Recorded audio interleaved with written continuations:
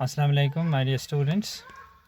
Yesterday we were discussing about the paragraph writing, how to write a paragraph, and today we will discuss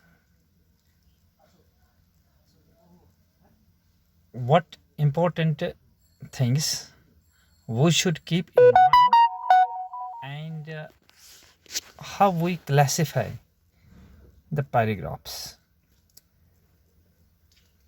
There are some things which we all must know regarding the paragraph writing, and without these things we will not get any success to compile a paragraph.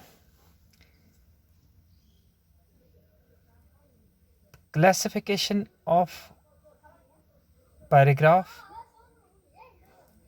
depends upon some important things. For example,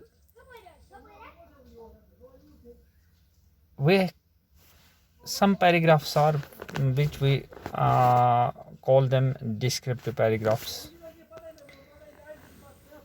Descriptive paragraphs. A descriptive paragraph demands an accurate knowledge of the place or thing to be described. Descriptive paragraph में क्या चीज़ आपको याद रखनी है? जब ऐसी आपको कोई चीज़ दी जाती है जिस पर आपको कहा जाएगा कि आपको पैराग्राफ लिखना पड़ेगा, चाहे उसका कितनी लेंथ में आपको लिखना है, कितना क्वांटिटी आपको वर्ड्स की चाहिए, चाहे 100 वर्ड्स, 200 वर्ड्स, 400 वर्ड्स. तो इसके लिए ज़रूरी है कि when you are going to write a descriptive paragraph, it is regarding a thing or a place, and you must have adequate knowledge regarding this place, regarding this city, regarding this thing, regarding this subject. And there are some things like historical buildings, monuments, wars, or the cricket match or the football match or any other national or international event about which you are asked to write paragraphs.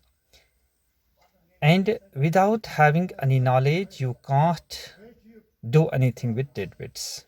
It's impossible. One thing. And second is second category of paragraphs is about biographical paragraphs. Paragraph, for example, paragraph you will be asked to write a paragraph about your favorite actor, your favorite teacher, your favorite leader, and or your favorite place. ऐसे चीज़ों का जो आपको कहा जाता है कि ये चीज़ें जो है इनके बारे में भी आपको क्या है लिखना पड़ेगा, लेकिन आपको इन चीज़ों के बारे में कुछ इम्पोर्टेंट थिंग्स का पता होना, इसके बारे में आपको नॉलेज होनी ज़रूरी है. तीसरी चीज़ जो है, these are the narrative paragraphs. And narrative paragraphs is written in the form of short stories. Narration से निकला है. नरेशन का मतलब है आप कोई चीज़ बयान कर रहे हैं, कोई इवेंट बयान कर रहे हैं, कोई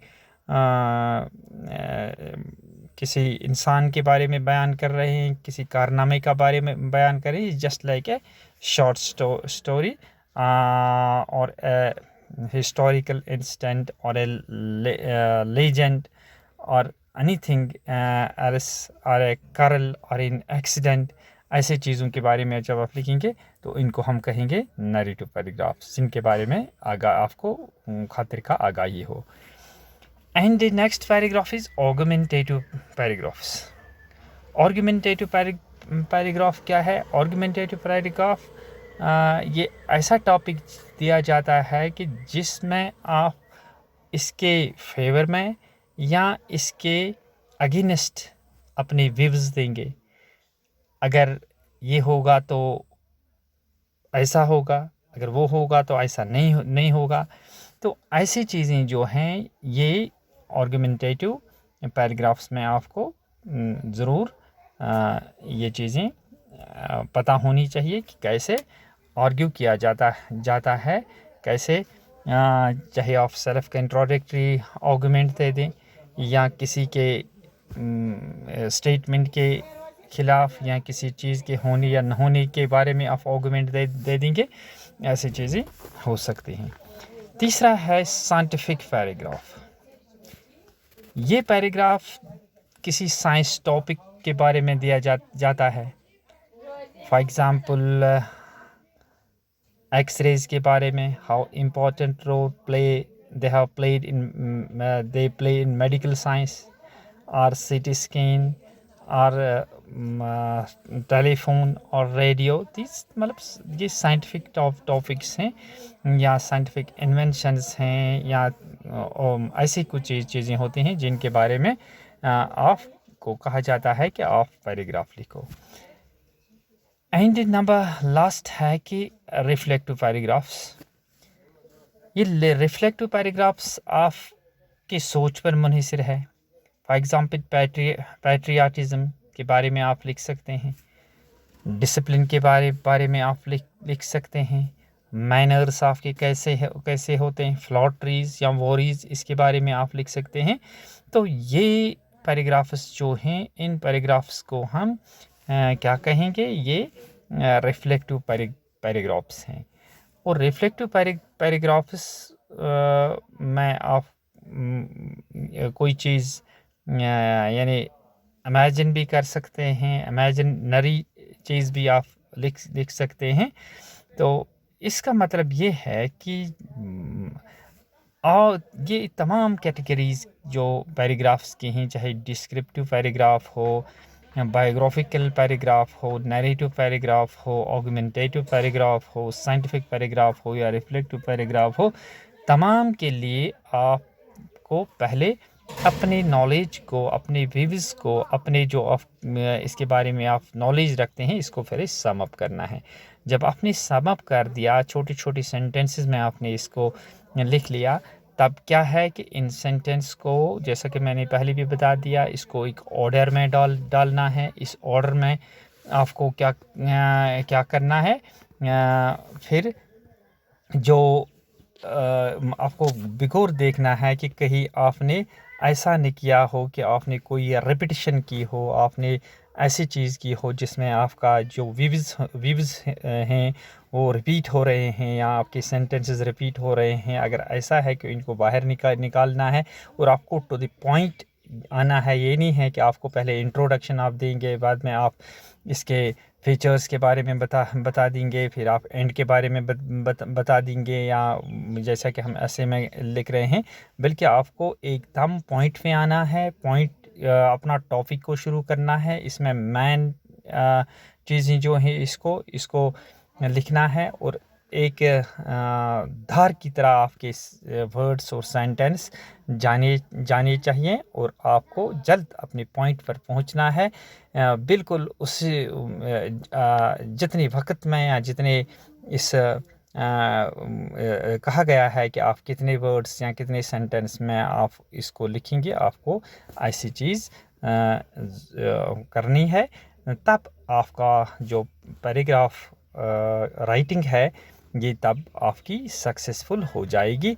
लेकिन ये एडवाइस है कि कभी आप इस पैराग्राफ राइटिंग को ना छोड़ना, क्योंकि इसमें अच्छे खासे मार्क्स आपको मिलते हैं। ये इम्पोर्टेंट क्वेश्चन है जिसके बारे में हमने कल भी डिस्कस कर दिया कि इसको आप छोड़ेंगे नहीं, बल्कि घर में आप 10-20 पैराग्राफ्स को, चाहे आपके पास जो भी बुक है, हर एक ग्रामर बुक में पैराग्राफ्स का टॉपिक दिया गया होता है, इस टॉपिक को आप, इन पैराग्राफ्स का आप प्रैक्टिस करेंगे, खुद अपने पैराग्राफ्स आप डिवाइस करेंगे, इनके बारे में खुद आप व्यूज़ लिखेंगे, तो फिर कंपैरिजन करेंगे आपकी बुक पे कैसा लिखा है, कैसे सेंटेंसेस को तरतीब दिया गया है और आपने क्या किया है। फिर आप अपने जो मिस्टेक्स हैं, जो इसको आप ओमिट करेंगे, इसको आप करेक्ट करने की कोशिश करेंगे।